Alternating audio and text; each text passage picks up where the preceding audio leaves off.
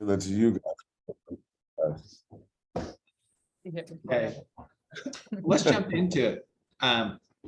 First off, tell me about any wins or shout outs you had, or where you saw our team values exhibited over the last week. Jordan.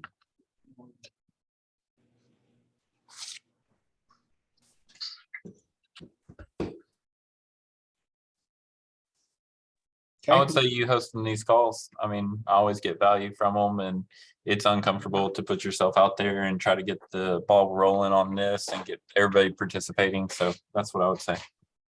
Okay. And a matter of fact, we influenced the Carolinas. They're starting a Carolinas Power Up now too. So Abilene has started something with the Texas Power Up. We did the Tennessee, and now they got a Carolinas Power Up. So it's really good to see us doing these type of calls and stuff, because it really helps cross over with the teams and stuff. So I love that part of it. So what are type of things did you see or values? Any wins or shout outs to somebody else that may really help someone that you saw that you wanted to sit there and give them a shout out for?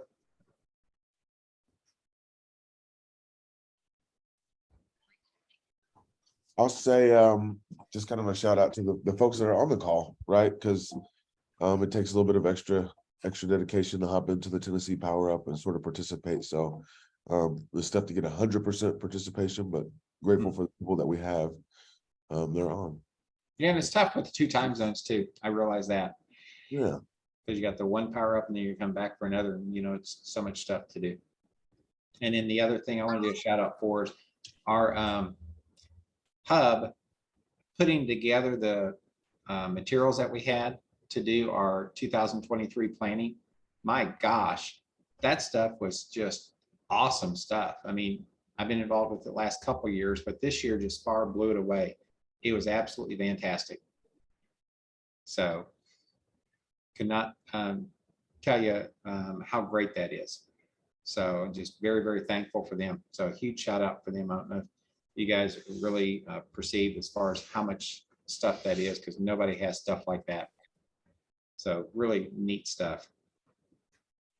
So let's go ahead and get into it though. Is first off, for everybody that's done the training so far, we're actually day 1 after our business planning.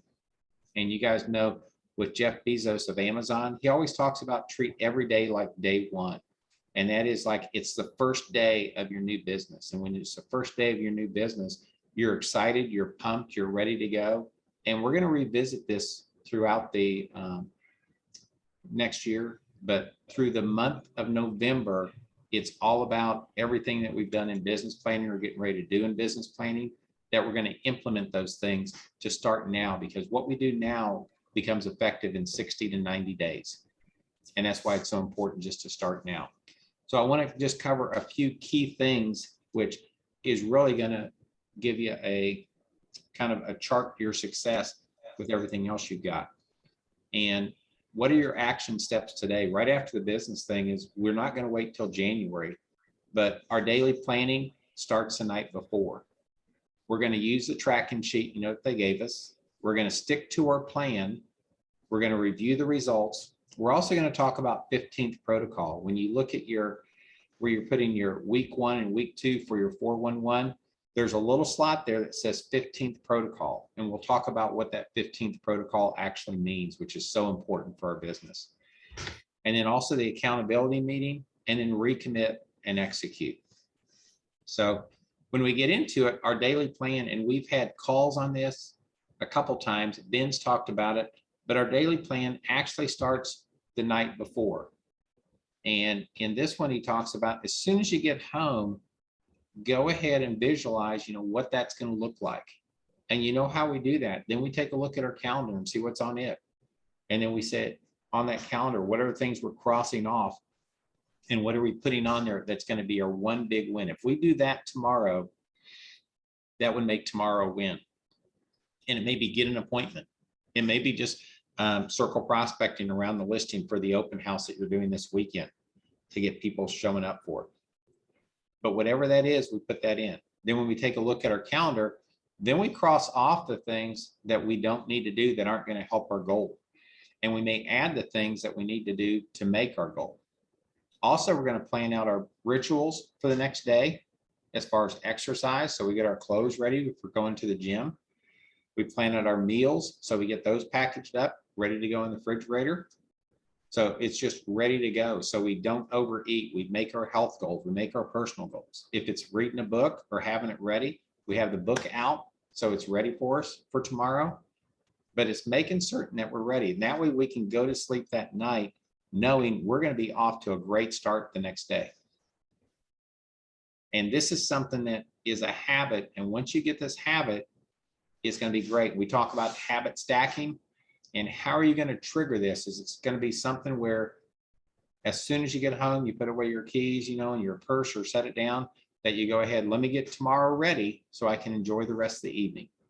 But what's that habit stacking going to look like? So we start following our daily plan for the next day.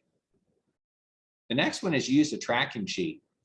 And this is something that we've seen variations on it. Sometimes they're more complicated, but essentially it's making the contacts. And if you have to make more than 10 contacts in a day to make your plan, then we can adjust this sheet accordingly. So we can track the number of contacts for each day. You see Monday, Tuesday, Wednesday, Thursday, Friday, Saturday, Sunday, and then your total, and then your emails, your text messages, bonus, the note cards, because that's all on our tracking sheet that we're actually, I'm going to show you in just a second, that you guys have already worked on. And then put down your day's work. You're going to take days off. That's okay. Don't feel guilty about that, because our plan already has that worked in, that we're taking 2 weeks off or so. Just make certain that you're logging it right so you can get the right figures, so you can actually ascertain what's your production been, because it's more important about where my areas of improvement I need to make. If I'm making my contacts but not getting the appointments, I need to work on the scripts to close those. If it's something where I'm not making the calls, well, why aren't I making the calls? Is it something where I'm talking too long and I'm not being efficient on it? Am I having to look up phone numbers? Do I not have a good system involved with that? Or I'm not following up with people after I make the initial contacts and I'm not closing deals? What's my follow-up look like? Last 2 years, we've been in a thing where we call them once, they signed, we put it under contract, we were done.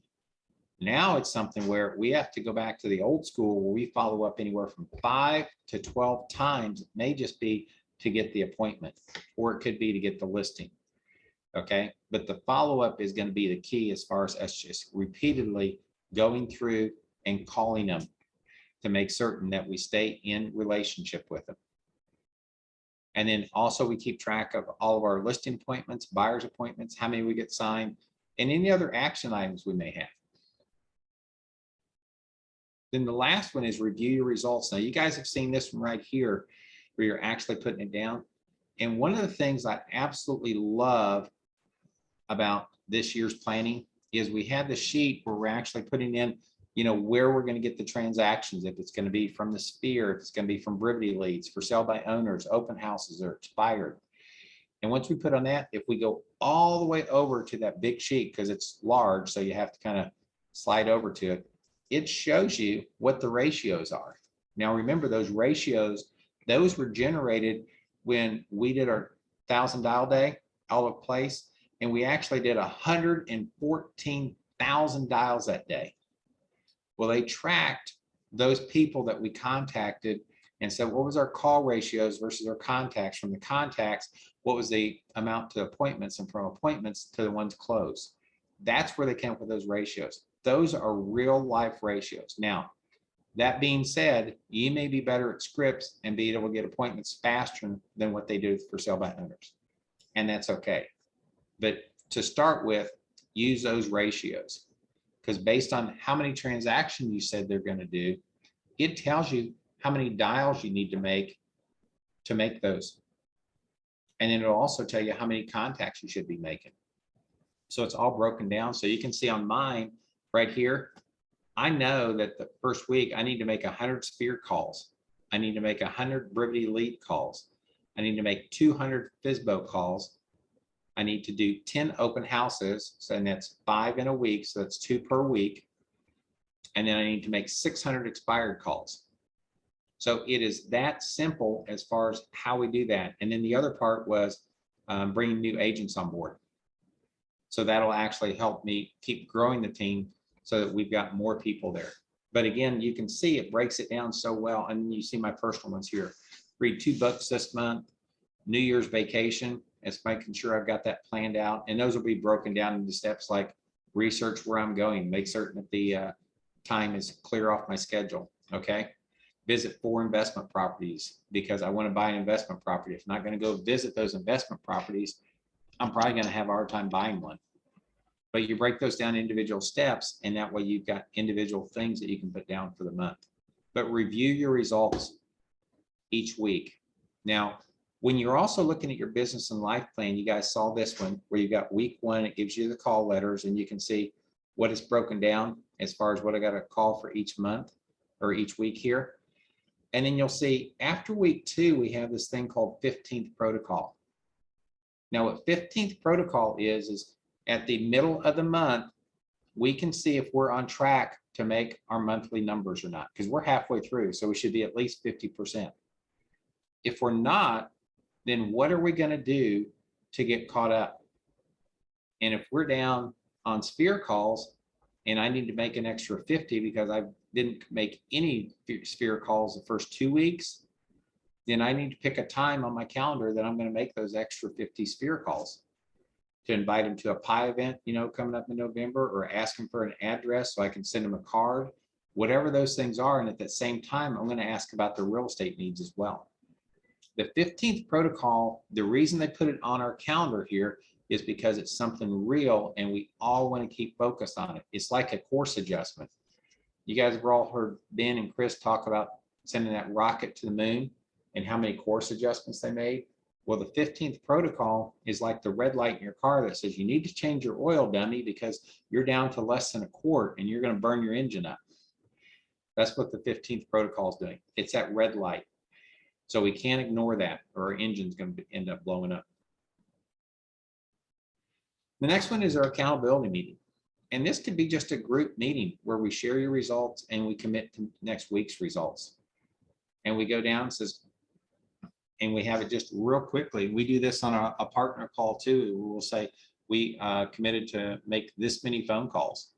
And how many did we make? We committed to make this many appointments, and how many did we make? And we committed to this many hires, and how many did we make? And then we recommit the next week. And it's something where when you're actually doing that in front of everybody, there's some accountability because everybody in your team cares about you. They care about your success. They care about you succeeding. They care about you making your personal goals. And those are going to be driven off of what you do on the professional side of it. So if you're making your dials, you're making your appointments, you're going to get the listings, you're going to get the buyers, and you're going to be successful. But if we're not making those first things, then it's going to be hard for us. And we don't want to see that happen. We want the best for you and your family. And everybody on the team is the same way. So it's one of those things where they say, you know, what can we do to help you?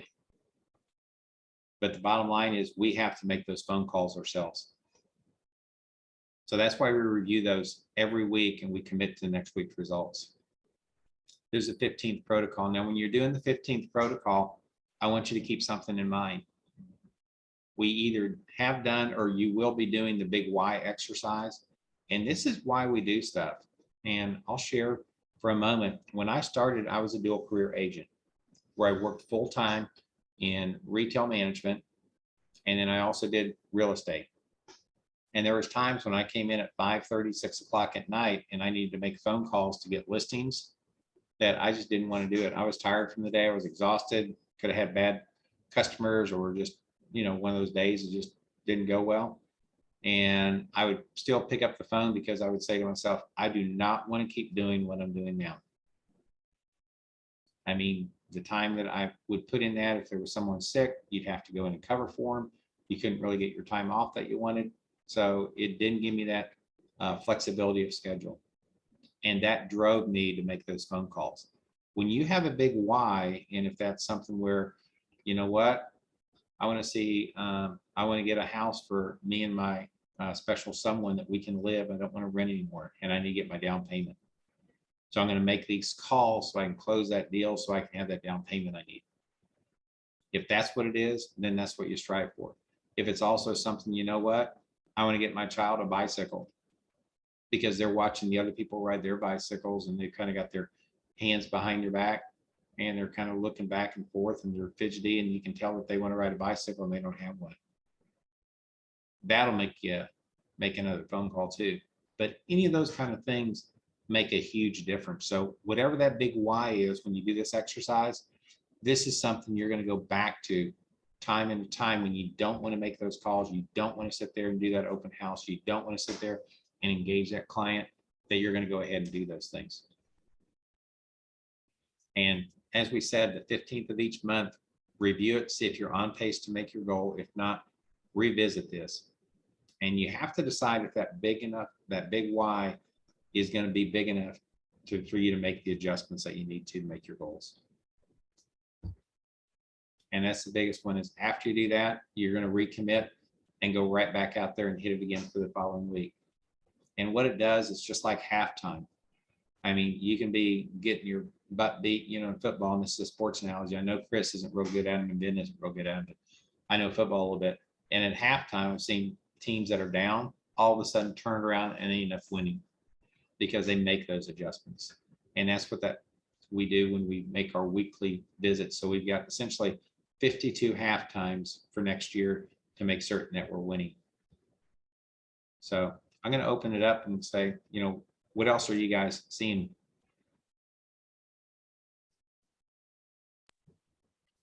You know, Wes, I think as team leaders, we want the world for our agents, and we joined Place because we wanted you to have tools and resources that we didn't have when we were in their position.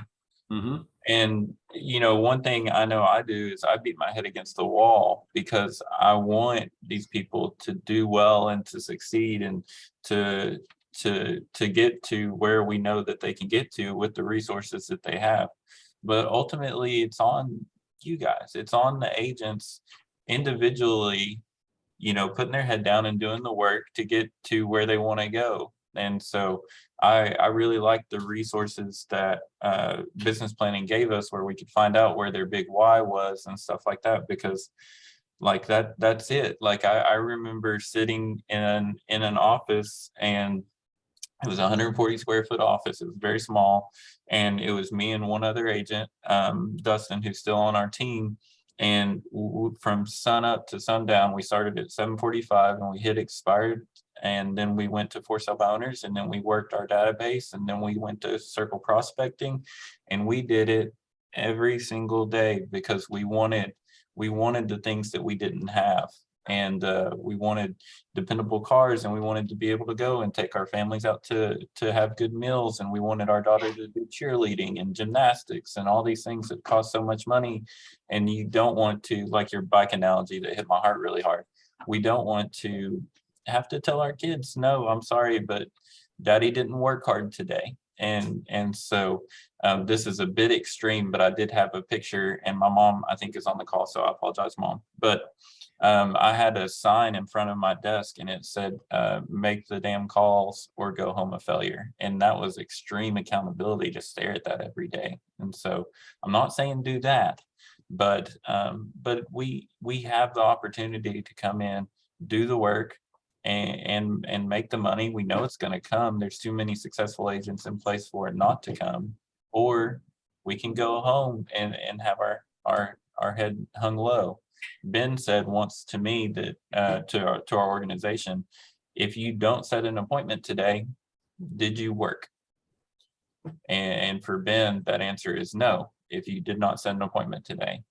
So what are you going to do in your database through expireds and for sale by owners and circle prospecting? What are you going to do today to set an appointment so you can go home and know that you worked? Great share. Who else?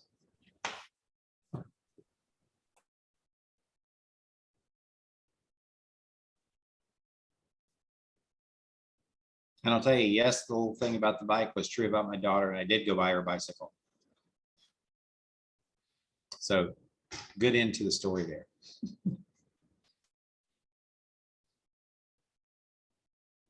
All right. One of the things, you guys are tremendously powerful. Each one of us has something in you that made you want more. And that's why you got into real estate and said, you know what? I don't want a job. I want to own a business.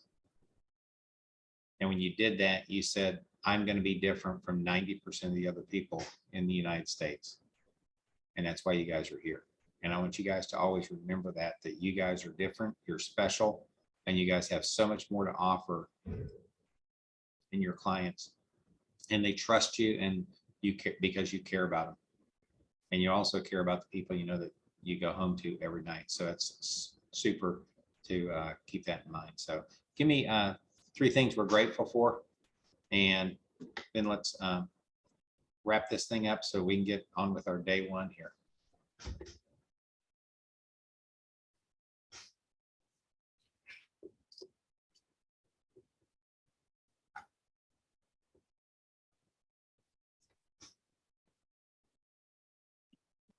I'll go. I'm super grateful for Brevity. It allows us to follow up with leads that we get, no matter what source it comes from. So I'm super grateful for Brevity. Very good. 2 more. I'll go. I am grateful for our operators. We were able to go out on Saturday and do a team building event away from the office, just to have fun, let loose, and have a great time. So I'm so grateful for Stephen and Amy. Awesome. Saw the pictures on Facebook. That looked like it was a lot of fun. All right. Who's going to bring us home? Who's last one?